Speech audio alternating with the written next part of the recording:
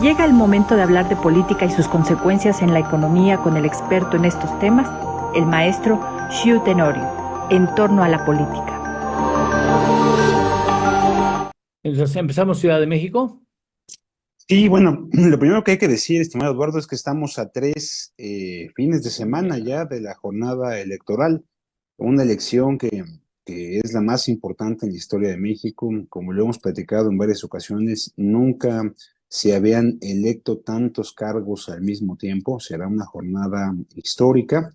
Estamos pues ya básicamente a 15 días, 17 días de que se terminen las campañas, ya 3 domingos de la jornada electoral, y con esto pues empezará ya un cierre vertiginoso en todas las pistas.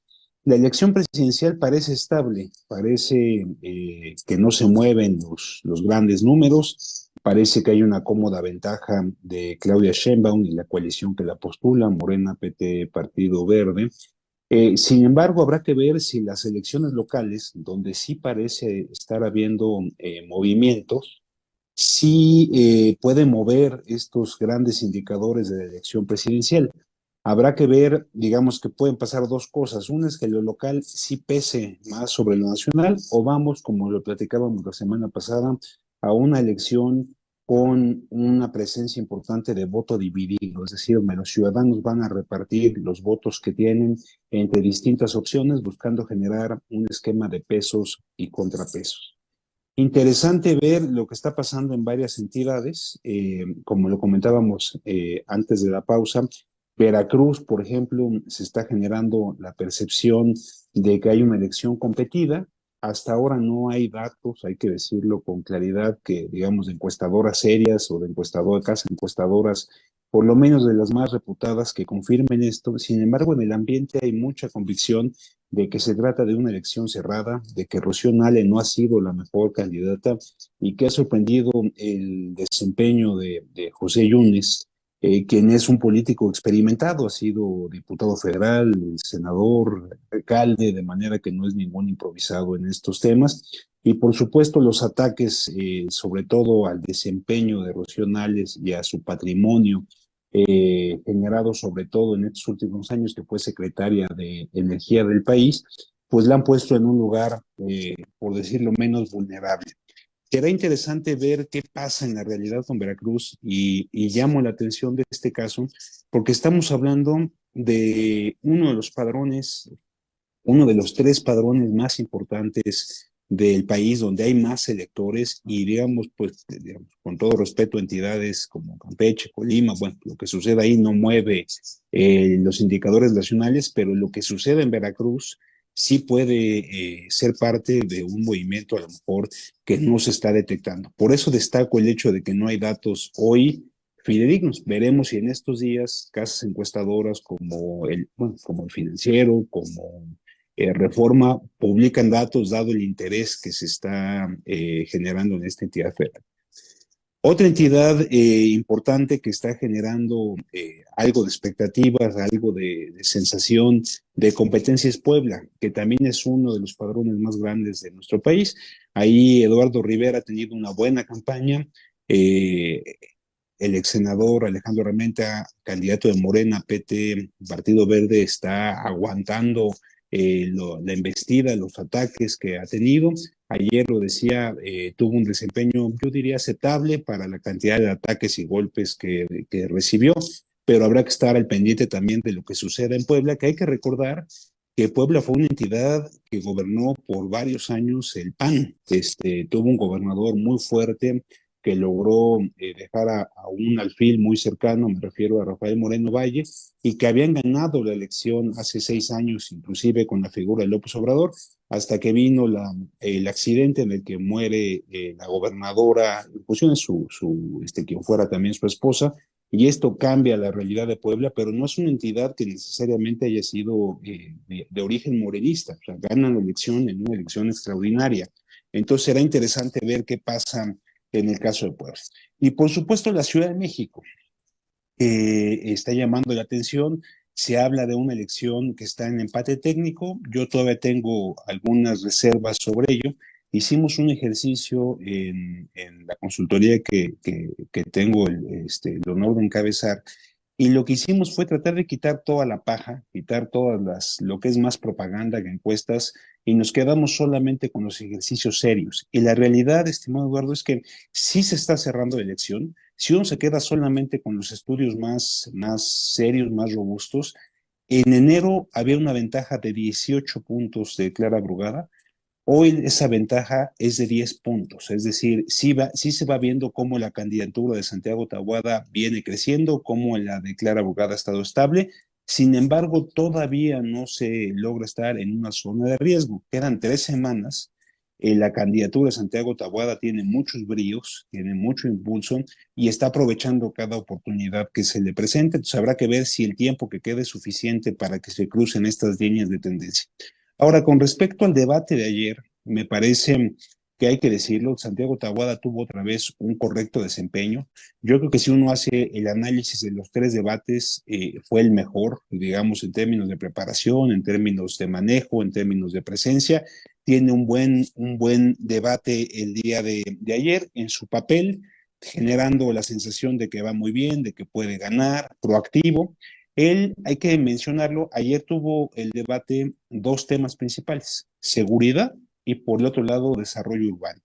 En el de desarrollo urbano, Santiago Taboada era muy vulnerable, porque ahí entra todo esto que se habló por muchos meses del cártel inmobiliario. Y Santiago Taboada y su equipo, con mucha inteligencia, fueron proactivos, salieron a atacar, salieron a enfrentar, a decir que el tema del desarrollo inmobiliario se había descompuesto en la Ciudad de México por medidas aprobadas en tiempos de cuando López Obrador fue jefe de gobierno, e inclusive señalan algunas irregularidades que se han cometido en alcaldías cometidas por Morena, y hablan, ahí presenta una imagen de un cártel inmobiliario de Morena que seguramente hoy se estará aclarando en lo que es el postdebate, lo que pasó ahí. Habla de una página de internet donde va a subir mucha información, y de alguna manera esto permite que el tema de las acusaciones que se habían venido haciendo del cártel inmobiliario y demás, pues no tengan el lugar que posiblemente hubieran tenido de no haber sido muy proactivos. En ese sentido, me parece que Santiago Taboada y su equipo son muy inteligentes en cómo plantean la estrategia, mientras que a lo largo del debate, pues presentaron algunos ataques que de alguna manera pusieron temporalmente a la defensiva a la candidata de Morena PT Partido Verde. Por el otro lado, con Clara Brugada, hay que decir que este fue el mejor de los 3 debates que tuvo. La verdad es que el desempeño que tuvo en los primeros 2 debates se quedó muy por debajo, lo cual permitió lucir ampliamente a Santiago Taboada. En este debate me parece que sale más tranquila, ya por fin se convenció de que va arriba en las encuestas, de que su papel era mantenerse en ese primer lugar, hacer propuestas y no estar yendo a un intercambio de golpes directo me parece que no fue favorable en los 2 ejercicios previos. Me parece que tiene un gran elemento su participación, y es que por primera vez recupera el activo más importante que tiene Morena, que es el presidente López Obrador. Si bien se ha dicho que el presidente López Obrador tiene la menor aprobación o una de las menores aprobaciones en la Ciudad de México, esta aprobación es del 62%, es decir, muy por arriba de lo que cualquier otro presidente de la República tuvo en la capital del país a estas alturas en sexenios anteriores. Cierra diciendo es un honor estar con Obrador, cierra diciendo que un voto por ella y por Claudia es votar por la transformación, habla de programas sociales, es decir, recupera los valores que hoy tienen a Morena siendo competitivo en las elecciones, cosa que no había hecho en los debates anteriores. Se había tratado de concentrar más en sus logros como alcaldesa de Iztapalapa, que francamente no tenía ningún sentido como estrategia en un debate de esta magnitud. Por el otro lado, me parece que Clara Brugada también tiene una estrategia ofensiva, pone 2 golpes, me parece, muy duros a la candidatura de Santiago Taboada, y también a la par se vio un mejor manejo de sus redes sociales.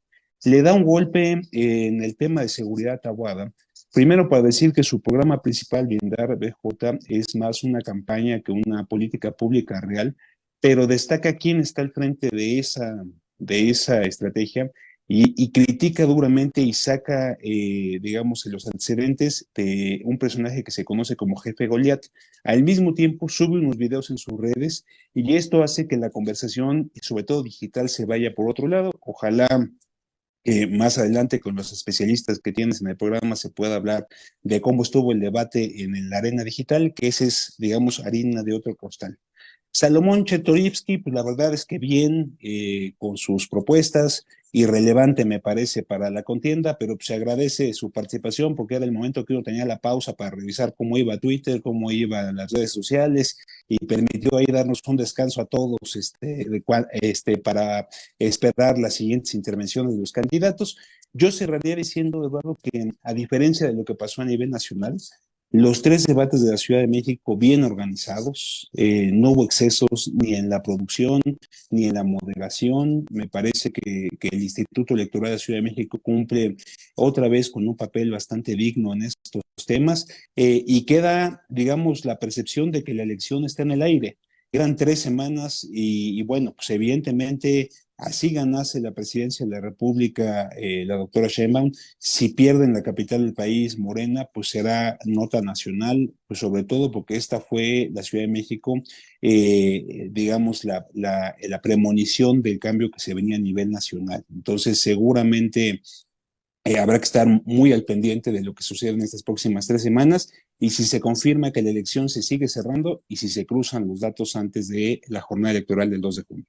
Permíteme una pausa, que sea hacerte un par de preguntas, incorporar a la dinámica de transmisión a Jimena Céspedes, quien acaba de llegar, como tú puedes ver.